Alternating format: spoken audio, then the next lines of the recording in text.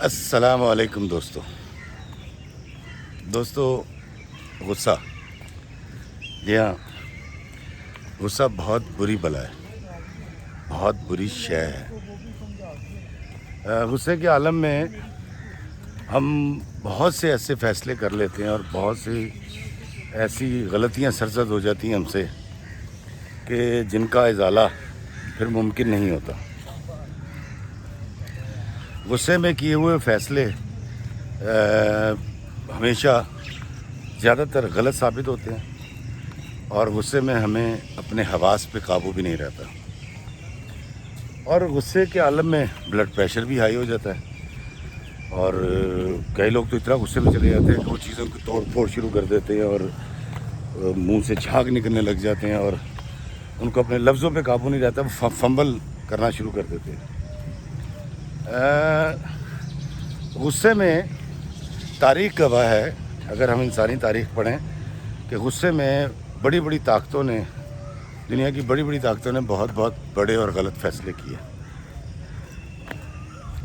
غصے میں، طیش میں انسان ہمیشہ کبھی بھی رحم کی بات یا خیر کی بات نہیں سوچ پاتا، اور وہ شر کی طرف جاتا ہے۔ اور غصے کے عالم میں انسان، آپ نے کئی دفعہ دیکھا ہوگا کہ لوگ اپنی بیویوں کو طلاق بھی دے دیتے ہیں، لوگ جان بھی لے لیتے ہیں، اور لوگ ایسے فیصلے کر جاتے ہیں جو کسی بھی طرح انسانی زندگیوں کے لیے مناسب نہیں ہوتے۔ انتہا پسندی کی طرف لے جاتا ہے غصہ ہمیں۔ اس لیے ہمیں کوشش یہ کرنی چاہیے کہ غصے کو کنٹرول رکھیں۔ وہ بڑا مشہور ایک جملہ ہوتا ہے، جب آپ غصے میں آ کر اپنی بیوی کو طلاق دے دیتے ہیں تو پھر آپ مولوی صاحب کے پاس جاتے ہیں اور ان سے کہتے ہیں، جی مولوی صاحب میں تے غصے سے طلاق دیتی، اور پھر مولوی صاحب آپ کو بتاتے ہیں کہ بھائی طلاق غصے میں ہی ہوتی ہے، خوشی سے کبھی کسی نے طلاق دی ہے۔ تو ہمیں اپنے غصے کو قابو کرنا بہت ضروری ہے۔ غصے میں ہی ہم کسی کی جان لینے کے بعد ہم کسی نیوز چینل پہ کہہ رہے ہوتے ہیں کہ جی مجھے بڑا افسوس ہے، مجھے دراصل غصہ آ گیا تھا اور میں اپنے اعصاب پہ قابو نہیں رکھ سکا، تو فلاں، تو مجھے اللہ معاف کرے۔ ہم نے اس طرح کے بہت سارے پروگرامز بھی دیکھے اور ایسے لوگوں کو دیکھا، وہ نموشی کا شکار ہوتے ہیں۔ لیکن ایک بات بتا دوں، غصہ ہمیشہ انسان کو بند گلی میں لے جاتا ہے، اور وہاں سے آگے کوئی راستہ نہیں ہوتا اس کے پاس جانے کا، اور ہم بدقسمتی سے غصے میں کچھ ایسے فیصلے کر بیٹھتے ہیں کہ پھر واپسی کا سفر بھی ممکن نہیں ہوتا۔ انسان بڑا تکلیف میں آ جاتا ہے جب غصہ ٹھنڈا ہو جاتا ہے، وہ چاہ رہا ہوتا ہے کہ میں واپس چلا جاؤں، میں اسی زندگی میں چلا جاؤں، میں زندگی جیوں، میں انجوائے کروں، میں ان خوشیوں کو دوبارہ حاصل کر لوں، لیکن آپ کے ایک غصے نے آپ سے ایک وہ فیصلہ کرا دیا ہوتا ہے جو آپ کی زندگی، آپ کی خوشیوں، آپ کی محبتوں، آپ کی چاہتوں کو، آپ کے رشتہ داروں کو کھا جاتا ہے۔ واپسی کا سفر ممکن نہیں ہوتا۔ میں ایسے بہت سارے لوگوں سے مل چکا ہوں۔ ایک بار میں اسی تجربے کے لیے ایک دفعہ میں جیل کا میں نے وزٹ کیا، اور میں وہاں ایک نوجوان لڑکے سے ملا جس کی بیوی ملاقات کے لیے آئی ہوئی تھی، اور اس کے ہاتھوں پر مہندی جو ہے وہ لگی ہوئی تھی، ابھی پھیکا پڑ چکا تھا رنگ، اور اس کا برقع بتا رہا تھا کہ یہ بالکل نئی نویلی کوئی دلہن ہے۔ تو میں نے اس سے پوچھا، میں نے کہا بھائی میں مداخلت کر رہا ہوں، معافی چاہتا ہوں، آپ دونوں کون ہیں؟ تو جو ملاقات کے لیے آئی ہوئی تھی، تو اس لڑکی نے کہا کہ میں اس کی بیوی ہوں، یہ میرا شوہر ہے۔ میں نے اس سے پوچھا ہوا کیا؟ کہتی جی ہماری نئی نئی شادی ہوئی تھی، ابھی کوئی 18-20 دن پہلے، اور ہم رات کو واک کرنے کے لیے گھر سے نکلے تو تھڑے پر کچھ لوگ بیٹھے تھے، جو ہمارے لاہور کا رواج ہے، تھڑوں کے اوپر نوجوان بیٹھتے ہیں، گپے مارتے ہیں، شور مچاتے ہیں۔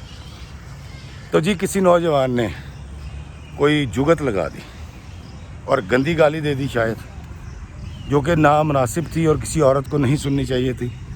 تو کہتا جی میرے میاں کو بڑا غصہ آیا اس کو، تو اس نے ان کو جب اس بات کا احساس دلانا چاہا کہ تمہیں کوئی شرم آیا ہے، کوئی تمیز ہے، تو انہوں نے آگے سے ایک اور گالی دے دی۔ کہتے جی میرا شوہر گھر آیا، اس نے مجھے یہاں چھوڑا اور چھوڑنے کے بعد یہ اپنے کمرے میں گیا اور کچھ چیز اس نے نیفے میں اڑیسی اور باہر چلا گیا۔ تھوڑی دیر کے بعد ہمیں پتہ چلا جی کہ اس نے ان 4 لڑکوں میں سے 2 لڑکوں کو مار دیا۔ آپ یقین کریں میرے آنسو نکل رہے تھے اور میں سوچ رہا تھا کہ کیا تکلیف ہے اس لڑکی کی جس کی شادی کو اتنا سا بھی 2 ہفتے بھی نہیں ہوئے تھے۔ کیا گزر رہی ہوگی اس لڑکے کے اوپر جس نے بڑی ریجوں سے، بڑی تمنا کے ساتھ اور بڑی سیلیبریشن کے ساتھ شادی کی تھی اس سے، اور ان کی اذیت کو میں ماپنے کی کوشش کر رہا تھا۔ اسی طرح وہاں ایک خاتون آئی ہوئی تھیں۔ یہ جو لوگ جیلوں میں جاتے ہیں ملاقات کے لیے، وہ میرے اس بات کو بہت اچھی طرح سمجھیں گے کہ جیل میں ملاقات کیسے ہوتی ہے۔ 2 یا 3 جالیاں ہوتی ہیں اور بڑی ایک لمبے پروسیس سے اور بڑے تکلیف کے بعد آپ وہاں تک پہنچتے ہیں، اور 2-3 جالیاں ہوتی ہیں، اس کے بیچ میں چھوٹے چھوٹے سوراخ ہوتے ہیں۔ تو جو بڑی بوتلیں نہیں ہوتی مشروبات کی، اس کے اندر ایک بڑا اسٹرا ڈالا جاتا ہے، اور اس اسٹرا کو وہ جالی میں سے اپنے بیٹے سے، اگر کوئی ماں ملنے آئی ہوئی یا کوئی بیوی اپنے شوہر سے ملنے آئی ہوئی یا بھائی اپنے باپ سے ملنے آیا ہوا ہے، تو وہ اسٹرا جو ہے وہ اس باریک سی جالی میں سے گزار دیتے ہیں، اور وہ سن بھی رہا ہوتا ہے، پی بھی رہا ہوتا ہے، اور رو بھی رہا ہوتا ہے، اور پوچھ بھی رہا ہوتا ہے جی وکیل صاحب کیا کہتے ہیں، ضمانت کب ہوگی، میں کب چھوٹوں گا۔ دوستو یہ 2 واقعات، ایک میں نے ماں کا دیکھا جس میں ماں اپنے بیٹے کو مشروب کی بڑی بوتل ٹھنڈی اس لمبے اسٹرا سے پلا بھی رہی تھی اور رو بھی رہی تھی، اور وہ ندیدوں کی طرح وہ بوتل بھی پی رہا تھا، اور اس سے پوچھ رہا تھا کہ وکیل صاحب کیا کہتے ہیں۔ دوستو ہم اپنی زندگی میں ایسے مقام پر کیوں جائیں، ہم ایسی تکلیف مول کیوں لیں؟ اور آپ یقین کیجئے کہ یہ سب غصے کے باعث ہوتا ہے۔ ہم اپنا غصہ کنٹرول نہیں کر پاتے، غصے میں ہمارا بلڈ پریشر ہائی ہوتا ہے۔ بلڈ پریشر جب ہائی ہوتا ہے تو ہمیں طیش آتا ہے شدید، اس طیش کے اندر ہم یہ توڑ پھوڑ کرتے ہیں، ہم کسی کی جان لے لیتے ہیں، یا ہم طلاق دے دیتے ہیں، یا ہم اپنا بڑا قریبی رشتہ ختم کر لیتے ہیں، اور پھر ہمیشہ کے لیے ان رشتوں سے، ان تعلقات سے، اس آزادی سے، اس زندگی کے خوبصورت لمحوں سے محروم ہو جاتے ہیں۔ دوستو آج کا ویڈیو میں دراصل سٹارٹ میں ان کا ذکر کرنا چاہتا تھا، لیکن مجھے لگتا ہے مجھے کرنا چاہیے۔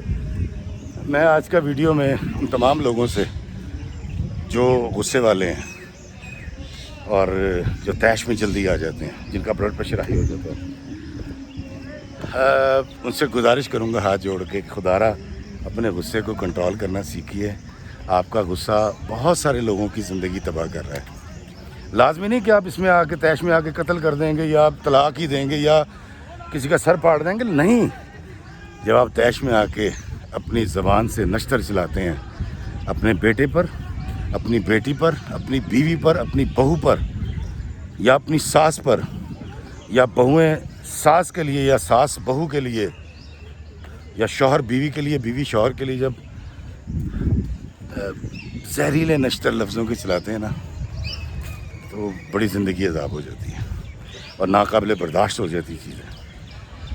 اور کسی انسان کی دل آزاری کرنا تو ویسے ہی ہم سب جانتے ہیں کہ گناہ کبیرہ ہے، لیکن اس وقت طیش میں، اس وقت غصے میں آ کر ہم بہت ساری ایسی باتیں کر دیتے ہیں جن سے سامنے والا مر جاتا ہے، اس کے جذبات مر جاتے ہیں۔